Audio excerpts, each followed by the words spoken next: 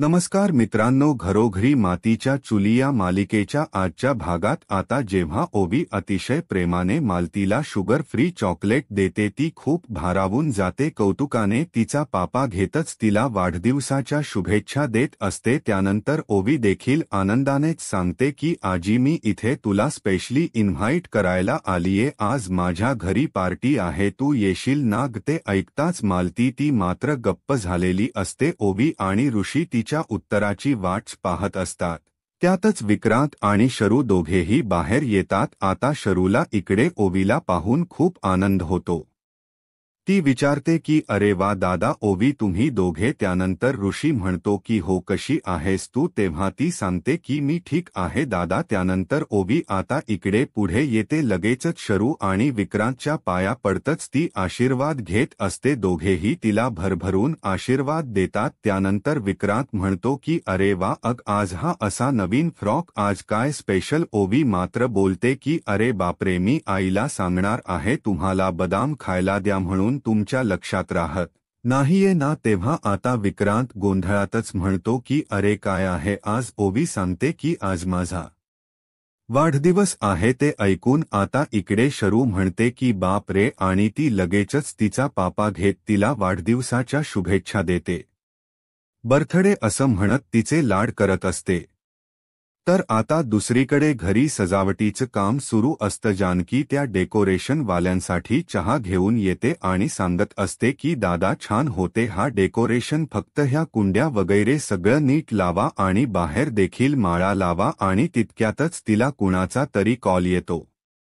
हे गृहस्थ सांगत असतात की मी रमेश भेंडे बोलतोय. मधुभाऊंनी सांगितलं होतं की तुम्हाला अनाथ आश्रमातील काही मुलं हवी आहेत म्हणून. तेव्हा जानकी सांगते की हो, आज संध्याकाळी माझ्या मुलीचा वाढदिवस आहे, त्यासाठी बोलावलं. त्यांना उमेश भाऊ म्हणतात की अरे वा, खूपच छान, आणि हो, मी स्वतः सगळ्या मुलांना घेऊन येईन. मधुभाऊंनी सांगितलं म्हटल्यावर प्रश्नच नाही, ते माझे गुरु आहेत. तेव्हा जानकी सांगत असते की होय, ते तर सगळ्यांचेच गुरु आहेत, हरकत नाही, तुम्ही लवकर वेळेत या, मी वाट पाहते आणि पत्ता मी तुम्हाला पाठवते. तेव्हा हे रमेश भाऊ देखील हसून झोकाय देतात आणि त्यानंतर फोन कट करतात. वेळेस इकडे ओवी आता शरू आणि विक्रांतला देखील चॉकलेट्स देत असते. ते दोघेही थ्यू म्हणून सांगतात. त्यानंतर ऋषी म्हणतो की आज ओवीच्या वाढदिवसानिमित्त घरी एक छोटीशी पार्टी ठेवली आहे, घरातलीच सगळी लोक असणार आहेत, तुम्ही सगळे जर का आलात तर बरं होईल. तेव्हा विक्रांत देखील मान डोलावत होकार देतो. त्यानंतर आता ऋषी मालतीला म्हणतो की मालती काकू, तुम्ही शरू आणि विक्रांतराव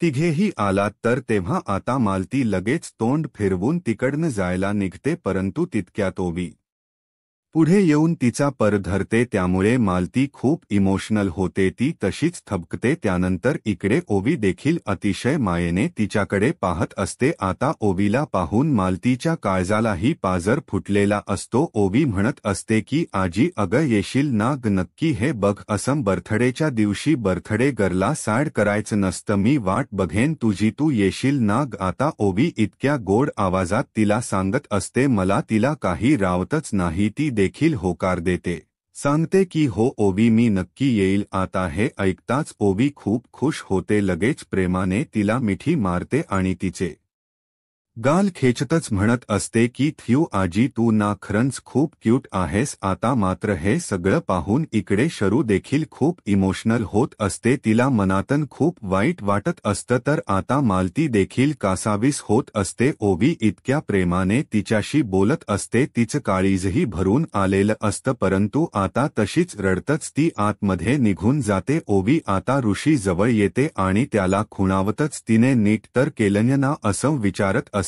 तेव्हा ऋषी देखील इशायानेच तिला कमाल असं सांगतो आणि त्यानंतर ओवी लगेच प्रेमाने त्याला मिठी मारते. तेव्हा ऋषी खूप खुश होतो. मनाशी विचार करत असतो की चला, ओवीमुळे मालती काकू घरी यायला तयार तर झाल्यात, जानकीचा प्लॅन नीट वर्क होईल याची त्याला खात्री असते. त्याच वेळेस इकडे घरी आता वाढदिवसाची सगळी तयारी सुरू असते. आता गुलाब आणि सगुणाची काम सुरू असतात. सगुणा जेव्हा रिटर्न गिफ्ट्स घेऊन येत असते ती धडपडते, तिच्या हातून सगळं काही खाली पडतं. तेव्हा गुलाब म्हणतो की अगं, ए डोळे कुठे आहेत? तेव्हा इकडे सगुनाही ओरडते की मी डोळे जागेवर ठेवून काम करते, तुम्ही देखील डोसक जागेवर ठेवा, उचला घ्या. हे आहे आणि सगळे गिफ्ट्स ती आता इकडे गुलाबकडे देते. गुलाब वैतागत म्हणत असतो की अगं ए माझं डोसक ठिकाणावर आहे ना, म्हणूनच तर संसार नीट सुरू आहे आपला. हे आपटू नकोस, सगळं फोडून टाकशील. अगं समोसे आहे यात. तेव्हा सगुना म्हणते की काय समोसे, मला तर खूप आवडतात. गुलाब चिडूनच म्हणतो की काय गये तुझा वाढदिवस आहे का. आता बाजूच्या टेबलवर एक बॉक्स ठेवलेला असतो. सगुना मुद्दामून विचारते की यात काय आहे. तेव्हा इकडे गुलाब सांगतो की अगं मोठा केक आहे, आपल्या ऋषिकेश दादांनीच आणलाय. सगुना विचारत असते की चॉकलेट केक आहे का. गुलाब म्हणतो की तुला काय करायचंय ग, चल मुकाट्याने. आणि तितक्यात मागे ऐश्वर्या आलेली असते. हे दोघेही तिला धडकणारच. इतक्यात ऐश्वर्या ओरडते की बघून चालता येत नाही, चला जा लागा कामाला. हे दोघेही तिकडनं निघून जातात. आता ऐश्वर्याला कळालेलं असतं की त्या बॉक्समध्ये तर केक आहे. ती लगेचच बॉक्स जवळ येऊन उभी राहते आणि मनाशी म्हणत असते की मोठा केक आणलाय का जानकी. अगं तू माझे सगळे प्लान फ्लॉप केले ना, आता बघ मी तुझा वाढदिवस कसा खराब करते ते. आणि ती तो बॉक्स उचलायला जाते, परंतु तिला खूप जड लागत असतं. ती मनाशी म्हणते की यात एवढं जड काय असेल, परंतु तरीही ती बॉक्स हलवण्याचा प्रयत्न करते. ती बॉक्स हातात घेते, इतक्यात त्यात असलेला दगड तिच्या पायावर पडतो आणि ऐश्वर्या जोर जोराने विवळू लागते. इतक्यात मागूनच जानकी हसतच आता पुढे आलेली असते आणि करतच म्हणत असते की अरे बापरे काय झालं ऐश्वर्या, तुला माझ्या मुलीचा वाढदिवस खराब करायचा होता ना, आणि आता स्वतःच्या पायावर धोंडा पाडून घेतलास नाग. अगं कितीदा सांगायचं ग, तुला कधी सुधारणार आहेस तू. अगं दुसऱ्याच्या दारात असे काटे पेरून आपल्या दारात फुले येत नाही. सगळं कधी कळणार ग तुला. हे दुसऱ्याच वाईट केलं ना की आपलं देखील वाईट होतं ग, कधी कळणार तुला. असं बोलत जानकी तो दगड उचलत असते. ऐश्वर्या चिडूनच जानकी असं ओरडते. तेव्हा जानकी देखील रागानेच म्हणते की आई आवाज खाली ग, तुला माझ्या मुलीचा वाढदिवस खराब करायचा होता, पण काय झालं बघितलंस ना. आता याच पायाने मुकाट्याने रूममध्ये जा आणि वाढदिवस संपेपर्यंत जर का खाली पाय जरी ठेवलात ना तर हाच दगड तुझ्या डोक्यात घालीन, असे जानकी रागानेच तिला धमकावत असते. ऐश्वर्या एकही शब्द बोलत नाही आणि तितक्यात सुमित्रा बाहेर येते. काय झालं असे विचारते. तेव्हा जानकी देखील ऍक्टिंग करतच सांगत असते की आई अहो बघा ना केवढा मोठा दगड ऐश्वर्याच्या पायावर पडलाय. मित्राई म्हणते की अगं बाई फार लागलं तर नाही ना. आता तितक्यात सारंगही धावतच आलेला असतो. वहिनी अगं कसला आवाज झाला, काय पडले असं विचारू लागतो. तेव्हा जानकी ही सांगते की बघा ना अहो हा दगड ऐश्वर्याच्या पायावर पडलाय. बिचारी आता सारंग घाबरतो. अरे बापरे ऐश्वर्या फार लागलं तर नाही ना, बघू असं म्हणत तो तिच्या मदतीला जातो. परंतु ऐश्वर्या तुटकपणेच म्हणते की सारंग सांगितलं ना मला कुणाचीही मदत नकोय म्हणून. सारंग गप्प होतो. तेव्हा जानकी सांगते की सारंग भाऊजी अहो ती म्हणते ना मदत नकोय म्हणून, इथे मला तुमच्या मदतीची गरज आहे. बघा ना आज ओवीचा वाढदिवस आहे, केवढी काम पडलीत, मला मदत करा बघू. आणि सगळ्यात आधी हा दगड बाहेर फेका. होकार देतो जानकी त्याच्या हातात तो दगड देते. सांगते की सावकाश नाही तर तुमच्याच पायावर पडेल. सारंग नाही असं म्हणत तिकडन निघून जातो. सुमित्रा तिथेच असते. सांगते की आई ओवी केव्हापासून रेडी होतीय जरा बघता का. सुमित्राही होकार देतच तिकडन निघून जाते. तर आता ही ऐश्वर्या पायाला लागल्याने लंगडतच कशीबशी पुढे चालत जात असते. तेव्हा जानकी पुन्हा तिला आठवण करून देते की खबरदार वाढदिती दिवस संपेपर्यंत बाहेर आलीस तर, नाहीतर दगड डोक्यात घालीन. मात्र रागानेच जानकीकडे लूक देते आणि त्यानंतर मुकाट्याने तिकडनं ती निघून गेलेली असते. जानकी खाली पडलेला तो रिकामा बॉक्स हातात घेते आणि गालात अस्त खुश होत असते, कारण या ऐश्वर्याचा तिने चांगलाच वाजवलेला असतो. तिला जन्माची अद्दल घडवलेली असते. त्यानंतर आता पायाला लागल्याने ही ऐश्वर्या रूममध्ये विवळत असते. आई खूप खूप दुखत असं बोलत असते आणि आजी आणि सारंग मात्र एकटक तिच्याकडे पाहत असतात. तेव्हा ही ऐश्वर्या खूप वैतागते. चिडचिड करत म्हणत असते की काय इथे टीव्ही सुरू आहे का, एखादा शो चाललाय का. अरे बघताय काय दुखतंय मला तेव्हा आता हे दोघेही धांधरटासारखे जायला निघतात आणि त्यांची धडक होते. आजी बोलत असते की काय रे कुठल्या गल्लीतन जातोय. सारंग म्हणतो की आजी अगं तू कशी जात आहेस. मी ऐश्वर्याकडे जात होतो ना त्यांना बर्फ वगैरे वगैरे. तेच ऐश्वर्या ओरडूनच म्हणते की अरे गप्प बसा इथं दुखतंय खूप त्रास होतोय मला. तेव्हा आजी बोलते की थांब मी गरम पाण्याची पिशवी घेऊन येते. त्यात सारंग म्हणतो की नाही आजी अगं सूज झाली आहे मी जाऊन थंडगार बर्फ घेऊन येतो आणि ठेवतो डोक्यावर. ऐश्वर्या लगेच त्याच्याकडे पाहू लागते.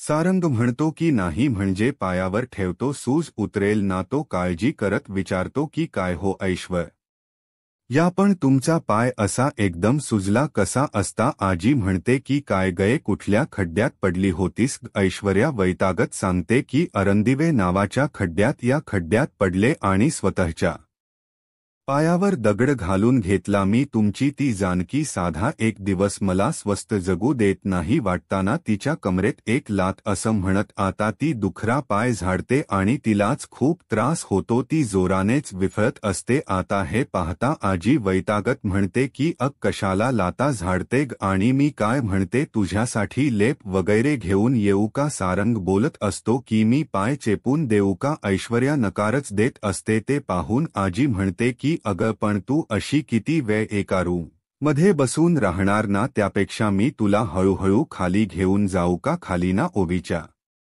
वाढदिवसाचे मस्त गरमागरम समोसे. तेच ऐश्वर्या आता वैतागतच कोपरापासून हात जोडते आणि सांगत असते की तुम्हीच जा आणि खाते समोसे मला काहीही नकोय. नंतर आजी पुन्हा विचारते की काय. आजी पुन्हा विचारत असते की तुझ्या पायावर हा दगड नक्की पाडलाय कोणी. चांगलं धोपटूनच काढते त्याला गुलाबने का. तर सारंग विचारतो की सगुणाने. ऐश्वर्या वैतागत म्हणत असते की कोणी नाही मी स्वतःच तो बॉक्स माझ्या पायावर पाडून घेतला. झालंय ना समाधान आता जा आता. तेव्हा आता आजी ओरडतच सारंगला म्हणते की अरे जायला सांगते ना ती चल आणि त्याला जोराचा धक्का देते. हा सारंग पुन्हा ऐश्वर्याच्या पायावर येऊन आपटतो आणि तिचा पाय पुन्हा दुखत असतो. सारंग म्हणतो की सॉरी ते आजी मला मारत होती ना म्हणून. आजी म्हणत असते की अरे जायला सांगते ना चल नाहीतर ते समोसे थंड होतील. ऐश्वर्या देखील दात ओठ खातच दोघांनाही पाठवून देत असते. त्याच वेळेस इकडे खाली आता सगुणा गिफ्ट्स घेऊन येते. जानकी आणि गुलाब छान डेकोरेशन करत असतात. जानकी म्हणते की मग गिफ्ट्स तर येणारच लाडोबा आहे ती. आणि ती गुलाबला विचारत असते की सगळी तयारी तर झाली ना. ज्यूस वेपर्स मिल्कशेक सगळं हे बघा खाण्यापिण्यात ना काहीही कमी पडायला नकोय. विचारत असते की डेकोरेशन छान तर झालं ना आवडेल ना. ओवीला गुलाब बोलतो की हो नक्कीच आवडेल. आणि तितक्यात ओवी आता आई अशी हाक मारतच सुंदर अशी रेडी होऊन खाली येत असते. तिने छान असा फ्रॉक घातलेला असतो लावलेला असतो आणि ती खूप छान दिसत असते. ओवी आता जिना उतरून खाली येते. तिला विचारत असते की आई कशी दिसते मी. आणि ती आता खुश होऊन गोल फिरवून दाखवत असते. तेव्हा जानकी म्हणते की खूप सुंदर दिसते माझी परिराणी माझी राजकुमारी. कोणाची नजर नको लागायला असं म्हणत तिला काजाचा टीका लावते आणि त्यानंतर पुन्हा कौतुकाने दोघीही सुंदर दिसते असं म्हणत गोल फिरत असतात. ऋषी देखील रेडी होऊन खाली आलेला असतो. तर जानकी तिला सांगते की आज ना तुझ्यासाठी खास सरप्राईज आहे. ओवी लगेच विचारते की काय सरप्राईज आहे. जानकी सांगते की सरप्राईज आहे ते कसं सांगणार. आणि तितक्यात आता हे रमेश दादा अनाथ आश्रमातील मुलांना घेऊन दाराशी आलेले असतात. जानकी आणि ऋषी दोघेही आदरानेच त्यांना बोलावतात. गुलाब आणि सगुणा लगेचच पाणी आणण्यासाठी आत जातात. इकडे आता जानकी आणि ऋषी या नाना रमेश दादा असं म्हणत त्यांना आत बोलावतात. सगळी मुलं देखील आलेली असतात. जानकी सांगते की ओवी मी सरप्राईज बद्दल बोलत होते ना तेच हे सरप्राईज. अगं हे सगळे तुझे न्यू फ्रेंड्स आहेत. आणि ब्र का मुलांनो तुम्ही जिच्या वाढदिवसाला आलात ना तीच ही माझी लाडकी ओवी. तेव्हा आता सगळी मुलं एका सुरात हॅप्पी बर्थडे ओवी असं म्हणत तिला विश करतात. ओवी देखील खुश होऊन थँक्यू सांगत असते आणि तिला नवीन मित्रमैत्रिणी मिळालेले असतात. इतक्यात नाना बाहेर येतात आणि म्हणतात की जानकी तेव्हा जानकी व ऋषी काय झालं म्हणून विचारतात. नाना मात्र म्हणतात की अगं बघ ना, घरात एवढा आनंदाचा प्रसंग आहे परंतु ती सुमित्रा तिकडे रुसून बसली आहे. या बायकांचा ना काही सांगताच येत नाही बघ. तेव्हा जानकी नानांजवळ येते आणि म्हणते की नाना काळजी करू नका, मी बोलते आईशी. आता घरात पाहुणे आलेत ना, आपण उगीच त्यांच्यासमोर या विषयावर बोलायला नको. नाना सांगतात की ठीक आहे. नंतर जानकी पुन्हा सर्वांना बसायला सांगते आणि ती इकडे सुमित्रेकडे येणार असते तर त्याच वेळेस इकडे शर्करूच्या घरी विक्रांत आणि शर्वरी दोघेही आता वाढदिवसाला जाण्यासाठी छान तयार झालेले असतात आणि मालतीच्या रूमच्या बाहेर उभे असतात. विक्रांत तिला आवाज देत म्हणत असतो की आई अगं झाली का तयार? आपल्याला वाढदिवसाला जायचंय ना. ती ओवी स्वतः बोलवायला आली होती आई आई, परंतु आतून काहीच रिप्लाय येत नसतो. आता इकडे विक्रांत बोलतो की अगं काहीतरी बोल ना. शेरू मात्र त्याला सांगते की जाऊ देत ना विक्रांत. अरे त्या माझ्यावर नाराज आहेत, मला नाही वाटत की त्या येतील म्हणून, आणि आपणही जायला नको. मी कळवते वहिनीला बोलून. ती आता जानकीला कॉल करणारच असते परंतु विक्रांत तिला समजावतो की नको तू वहिनींना कॉल नको करूस, कारण बघ ना ती ओवी बिचारी स्वतः आपल्याला बोलवायला आली होती. आई जरी आली नाही ना तरी आपण दोघांनी तिथे जायला हवं. चल चल तू. तेव्हा शर्वरी मात्र नकार देते. ती सांगते की अरे वहिनी मला म्हणाली होती की तिचा काहीतरी प्लॅन आहे, तिला आईंचं मन वळवायचे म्हणून. आता जर का त्याच आल्या नाही तर मग आप जाऊन तरी काय उपयोग ना, जाऊ देत. तेव्हा विक्रांत म्हणतो की असं आहे का, तर मी एकदा प्रयत्न करतो आणि तो येऊन इकडे रूमचा दरवाजा ठोठावणार. इतक्यात मला ती दरवाजा उघडते आणि ती आता पार्टीला जाण्यासाठी छान साडी नेसून रेडी झालेली असते. ती बाहेर येते आणि म्हणते की काय रे, लग्न होऊन एवढा घोडा झालाय तरी कळत नाही का बायकांना तयार व्हायला वेळ लागतो म्हणून. आता इकडे ती येणार हे पाहता विक्रांत आणि शरूला तर खूप आनंद झालेला असतो. विचारते की कशी दिसते मी? तेव्हा शरू आणि विक्रांत दोघेही छान सुंदर म्हणून सांगतात. ती सांगते की चला आता ओवीसाठी गिफ्ट देखील घ्यायचे आणि ती पुढे जाते. आता इकडे शरू आणि विक्रांत तर खूप खुश झालेले असतात. त्याच वेळेस इकडे घरी आता लगबग सुरू असते. आता आश्रमातील सगळी मुलं पाणी पितात, त्यांना डोक्यात घालण्यासाठी छान टोप या दिलेल्या असतात आणि त्यानंतर ओवी सोबत ही मुलं खेळत असतात. इकडे आता ऋषी गुलाबला सांगत असतो की ही सगळी रिटर्न गिफ्ट्स आहेत, ती देऊन टाक. आणि हो खाण्यापिण्याचं बघ, तो फोटोग्राफर आलाय का नाही ते बघ जरा. तेव्हा गुलाब होकार देतो. सगुना आणि गुलाब आता त्या मुलांमधूनच तिकडनं जात असतात. तितक्यात सारंग आणि आजीही खाली आलेले असतात. नानाही बाजूलाच बसलेले असतात आणि ऋषीला आता सौमित्रचा कॉल येतो. तो खूप खुश होतो. सारंगला म्हणतो की सौमित्र आहे. तो फोन रिसीव्ह करतो आणि म्हणतो की बोल रे. तेव्हा इकडे सौमी सांगतो की आज तुझ्याशी नाही तर आमच्या ओवी बाईशी बोलायला फोन केलाय, जा तिच्याकडे फोन दे. तेव्हा ऋषी आता ओवीला बोलावून घेतो आणि आता ओवी म्हणते की हो बोल ना सौमित्र काका. तेव्हा इकडे सौमी आणि अवंतिका दोघेही एक सुरात पिल्लू wish you many many happy returns of day असं म्हणत तिला आनंदाने विश करतात. ओवी ही खुश होऊन थँक्यू सांगत असते. वेव्स इकडे जानकी जेव्हा सुमित्रेची समजूत घालायला रूममध्ये येते पाहते तर ती रडत बसलेली असते. जानकी म्हणते की आई अहो हे काय, आज तुमच्या नातीचा ओवीचा वाढदिवस आहे आणि आजच्या दिवशी तुमच्या डोळ्यात पाणी, असं म्हणत स्वतः तिच्या डोळ्यातील पाणी पुसत असते आणि काळजीने विचारते की काय झालं काय.